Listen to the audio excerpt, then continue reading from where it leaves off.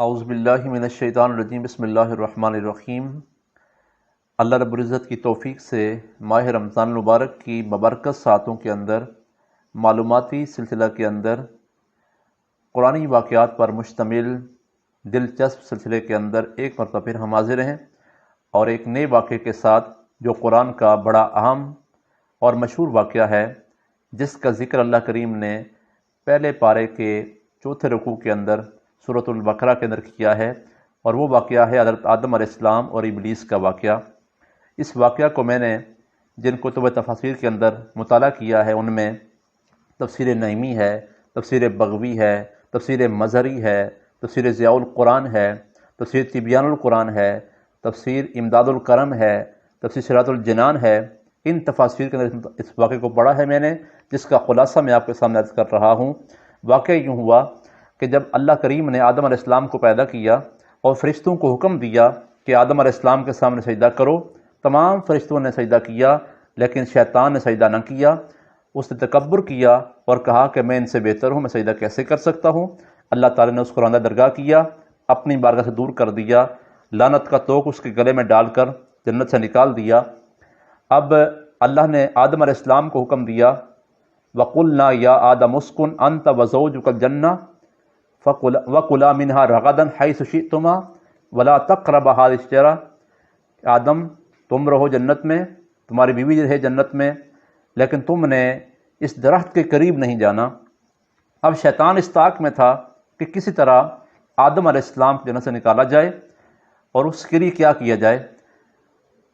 روایت میں آتا ہے، جس کو تفسیر مظہری کے اندر، تفسیر بغوی کے اندر، تفسیر نعیمی کے اندر نقل کیا گیا ہے کہ شیطان نے یوں کیا کہ اس کا دوست تھا سانپ جنت کے داروغوں میں سے تھا۔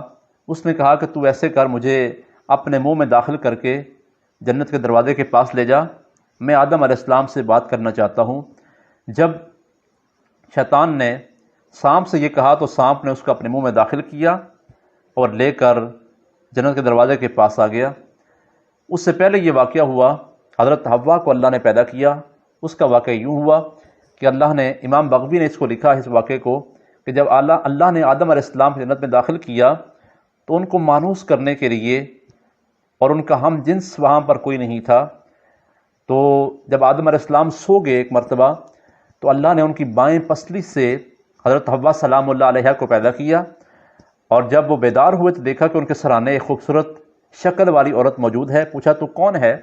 حضرت حوا سلام اللہ علیہ نے عرض کیا کہ مجھے اللہ نے پیدا کیا ہے تاکہ آپ مجھ سے سکون حاصل کریں اور میں آپ سے سکون حاصل کروں۔ اب شیطان سانپ کے منہ میں داخل ہو کے ان کے قریب آیا، اور اس نے آ کر ان کے سامنے رونا شروع کر دیا۔ پوچھا کیا ہوا، رونے کا سبب کیا ہے؟ اس نے کہا کہ مجھے آپ پر ترس آ رہا ہے کہ آپ کو مار دیا جائے گا، آپ مر جائیں گے، اور یہ ساری نعمتیں آپ سے چھن جائیں گی۔ وہ بظاہر مغموم ہوئے، اور اس نے کہا کہ آپ پریشان نہ ہوں، میں تمہیں ایک ایسے درخت کی طرف رہنمائی کرتا ہوں جس کا پھل کھائیں گے تو آپ کو ہمیشہ کی زندگی مل جائے گی۔ انہوں نے کہا کہ کون سا درخت ہے؟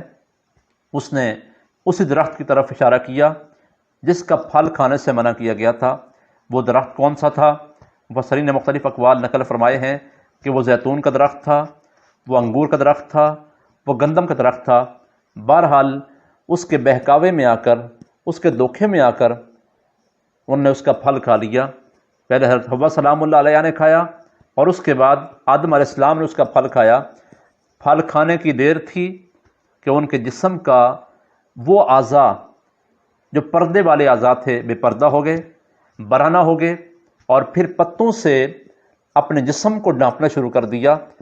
اللہ کریم نے اس کے نتائج جو ظاہر ہوئے کہ رب ذوالجلال نے انہیں فرمایا کہ اب تم زمین پر اتر جاؤ، کیونکہ آدم علیہ السلام سے یہ علماء فرماتے ہیں کہ خطا اجتہادی ہوئی تھی، اور یہ بھول تھی، آپ کا گناہ نہیں تھا، جسے ہم گناہ نہیں کہہ سکتے۔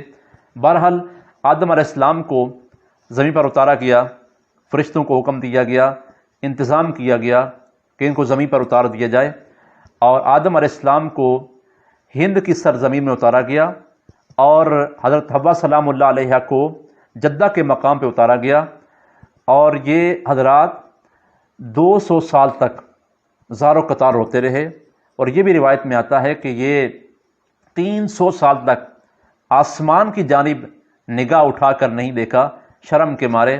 پھر اللہ کریم نے ان کو کچھ کلمات القاء فرمائے، جس کا ذکر قرآن میں اللہ نے کیا، فَتَلَقَّىٰ آدَمُ مِن رَبِّهِ كَلِمَاتٍ فَتَابَ عَلَيْهِ إِنَّهُ هُوَ التَّوَّابُ الرَّحِيمُ۔ پھر اللہ نے ان کلمات کے ذریعے جب آدم علیہ السلام نے توبہ کی تو اللہ نے توبہ قبول فرما لی۔ وہ کلمات کیا تھے؟ مفسرین نے مختلف اقوال نقل فرمائے ہیں کہ وہ کلمات تھے، ربنا ظلمنا انفسنا وَإِن لَّمْ تَغْفِرْ لَنَا وَتَرْحَمْنَا لَنَكُونَنَّ مِنَ الْخَاسِرِينَ۔ اور اس کے علاوہ یہ کلمات بھی نقل کیے گئے ہیں جن کو تفسیر عزیزی کے اندر نقل کیا گیا ہے، جس کو تفسیر امداد الکرم کے اندر، البدایہ والنہایہ کے اندر علامہ ابن کثیر نے، تفسیر ضیاء القرآن کے اندر پیر کرم شاہ صاحب علی رحمۃ اللہ علیہ نے نقل کیا ہے کہ وہ کلمات تھے کہ آدم علیہ السلام نے اللہ کی بارگاہ میں دعا کی کہ یا اللہ مجھے اپنے محبوب محمد کے وسیلہ سے معاف کر دے، تو اللہ نے آپ کی توبہ قبول فرما لی۔ لیکن رب نے پوچھا اے آدم تو نے محمد کو کیسے پہچانا ہے؟ آدم علیہ السلام عرض کرتے ہیں مالک جب تو نے مجھے پیدا کیا تھا تو میں نے اپنی نگاہ اٹھا کے دیکھا تھا عرش کے پایوں پر لکھا ہوا تھا لا الہ الا اللہ محمد رسول اللہ، تو میں نے پہچان لیا کہ یہ ہستی جس کا نام تیرے نام کے ساتھ ہے، یہ ساری مخلوق میں سے تجھے سب سے محبوب ہستی ہے۔ اللہ نے فرمایا ہاں آدم ایسے ہی ہے، اگر میں نے اس محبوب کو پیدا نہ کرنا ہوتا تو تجھے بھی پیدا نہ کرتا۔ یہ قرآنی واقعہ تھا آدم علیہ السلام کا اور ابلیس کا جو میں نے آپ کے سامنے عرض کیا ہے۔ اللہ تعالیٰ کی بارگاہ میں دعا ہے کہ مالک ہمیں قرآن کا فہم نصیب فرمائے اور فضول قصے کہانیوں کے بجائے قرآنی واقعات کو پڑھنے سننے کی توفیق عطا فرمائے۔ اللہ کریم اس قرآنی سلسلہ کے اندر دلچسپی کے ساتھ ہمیں حاضر رہنے کی توفیق عطا فرمائے۔ وآخر دعوانا ان الحمد للہ رب العالمین۔